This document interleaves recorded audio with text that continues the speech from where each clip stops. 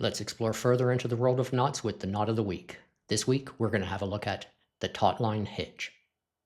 The video you're watching is a small excerpt from the curriculum at Knot School. I hope you enjoy it. The Tautline Hitch is a versatile and adjustable hitch knot.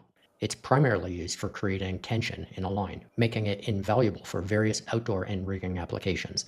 Its ability to be adjusted under load while maintaining a secure hold makes it particularly useful for securing tents, tarps, and other tensioned lines. The tautline hitch is classified as a friction hitch. Hitches are knots used to secure a rope to an object, such as a ring, rail, post, or another line.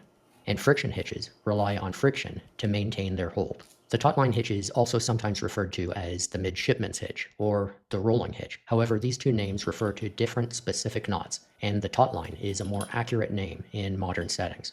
To tie a tautline hitch, begin by wrapping the working end of the rope around the object. Then, create 2 wraps around the standing part of the rope. Finally, finish with a half hitch around the standing part. Dress and tighten the knot, ensuring the wraps are snug. Once cinched up, the knot can be adjusted by sliding it along the standing part. The tautline hitch finds use in applications where adjustable tension is required, such as securing tent guy lines, rigging tarps, and creating adjustable anchor points. It's commonly used in camping, hiking, construction, and in rigging.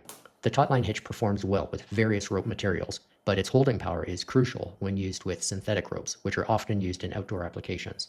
The multiple wraps and the specific configuration of the knot contribute to its holding power, even under significant tension and varying conditions. The primary risk associated with the tautline hitch is its potential to slip under extremely heavy or fluctuating loads if not tied correctly. The tautline hitch is documented in the Ashley Book of Knots, but is called a rolling hitch.